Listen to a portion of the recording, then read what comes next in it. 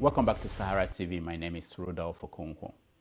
All Nigerian institutions have been on trial in the days leading to this 2015 election. No institution is more challenged than the Nigerian army, and the army is fighting back.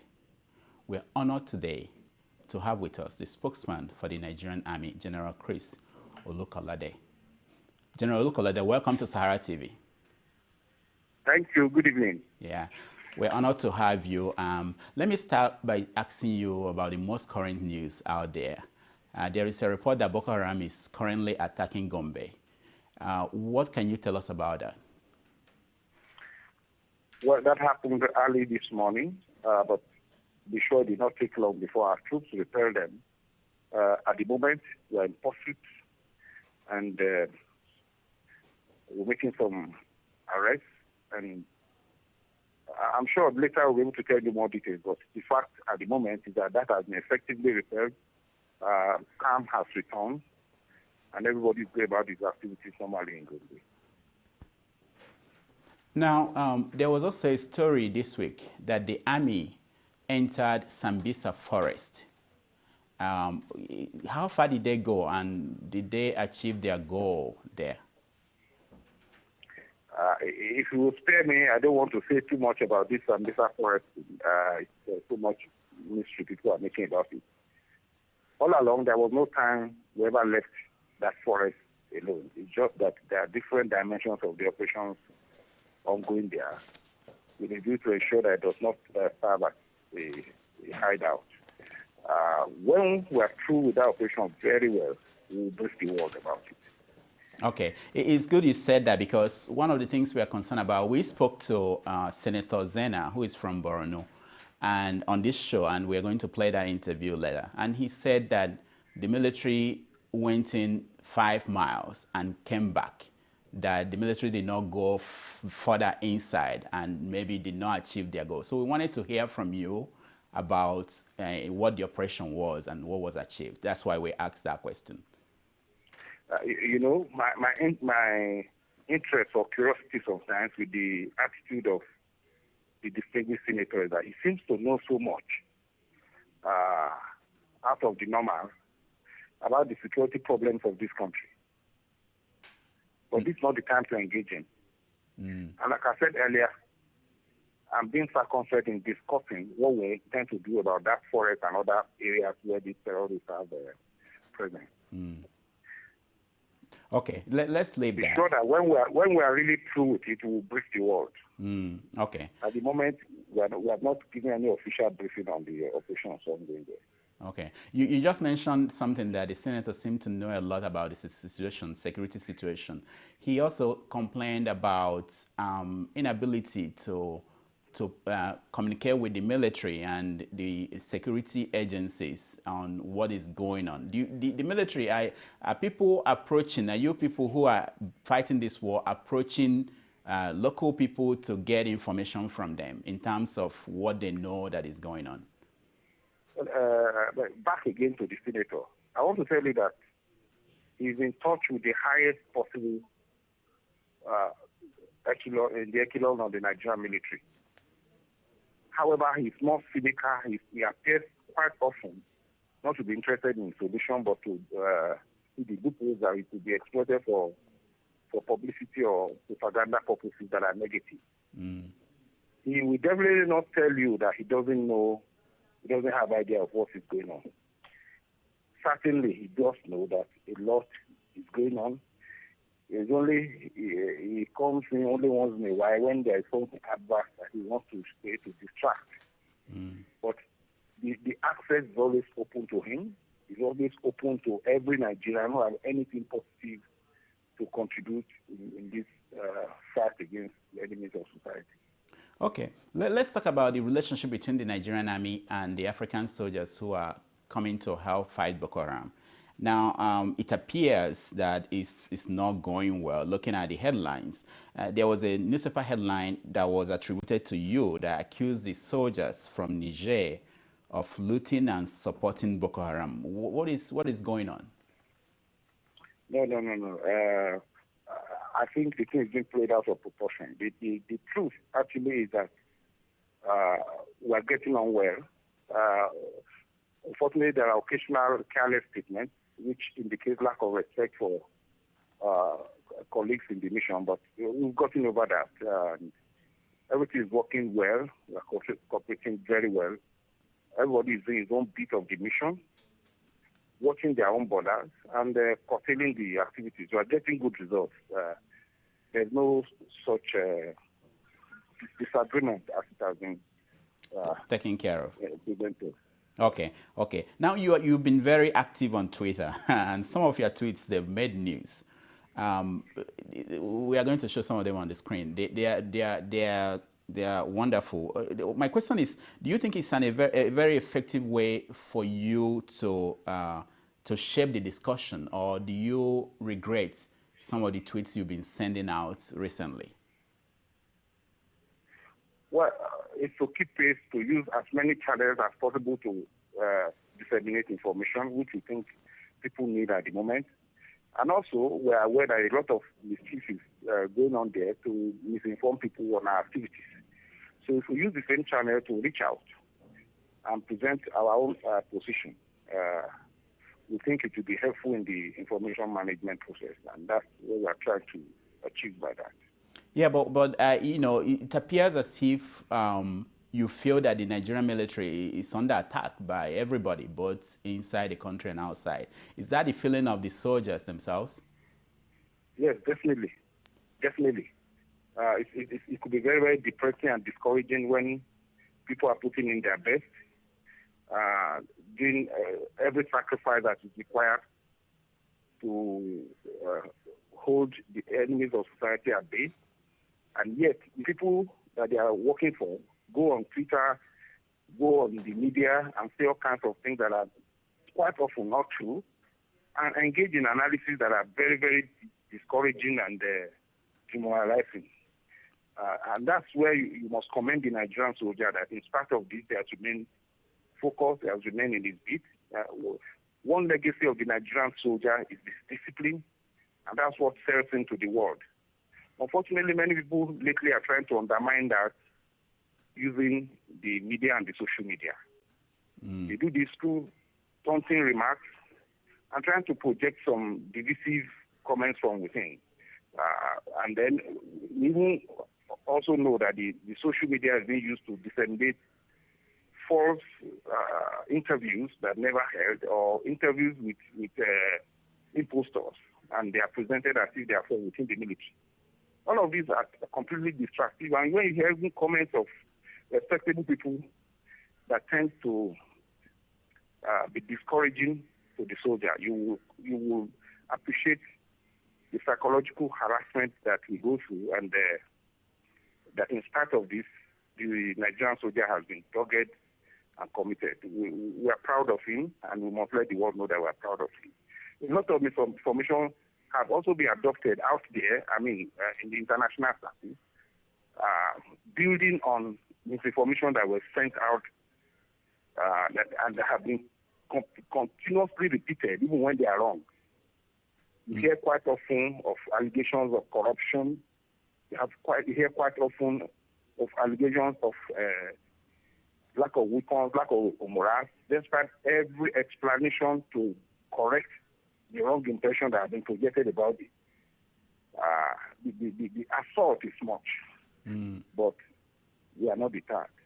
Now, do you, just one more thing on that, do you think that who is responsible for that? Because you mentioned international media.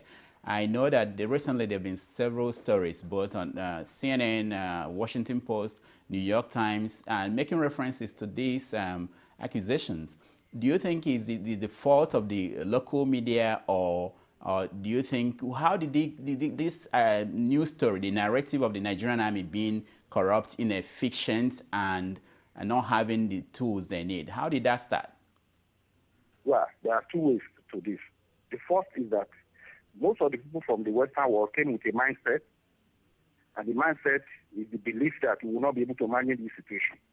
And so from day one, without even giving us a chance, without trying to understand what is going on, they've been disseminating information that are meant to present a negative picture of the efforts here. If you recall, within the first 2 or 3 days of the state of emergency, they brought up the allegation of abuse of human rights, which we found out were just cooked up. In other words, they were already projecting that before the mission actually took off in earnest. The issues of corruption and all those, they have the harmony on it. That's one dimension. They have a mindset, which unfortunately many of them are not ready to come out of. I'm sorry to use the word, some of it could be attributed to racism or some tendency to paint the black man as incapable or incompetent. The second aspect is the activities of people who have their own grounds with the system in Nigeria, who are aware of how much damage information can do. And so they consciously send out wrong information, which fits into the wishes of the Western media, and they take hold of it and use it for more activities that are not really favorable. Now, these are the two dimensions that are promoting the misinformation out there. Now, the other aspect too that I want to get your view, when you hear someone like the president, the campaign staff say something like that Buhari or some other former leader did not buy a single rifle for Nigerian soldiers. Don't you think that is also feeding into the idea that Nigerian soldiers are poorly funded, or that the money that was meant for those things were misused? Do you also blame politicians on the Nigerian side for feeding out that kind of information? Please be fair to me here. Don't get me to make a comment about Mr. President or politicians. We'll just simply make appeal that all politicians should know that the Nigerian military is an institution of state that will be relevant forever, and that it's associated with the image of the nation. And so we call for caution in making statements that are related to us, to our operations. And I think that generally people are getting to understand that.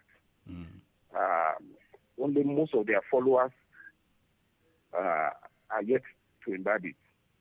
Okay, let's move on. Let's move on. On Wednesday, the president had a media chat, and one of the issues he addressed was the issue of postponement of the election. And he said that he was not consulted by INEC. He was not consulted by the service chiefs when they recommended to INEC to postpone the election. And he raised the question, and a lot of people are asking these questions, like, who is running the country? Is the president the commander-in-chief of the armed forces, or is the armed forces running the country now? When you listen to this discussion going on, how do you react to that? How is the military reacting to this? The Nigerian military remains submissive to constituted authorities. We remain available and loyal to the Constitution, and this has never been faulted. And I'm sure Mr. President is not faulting us.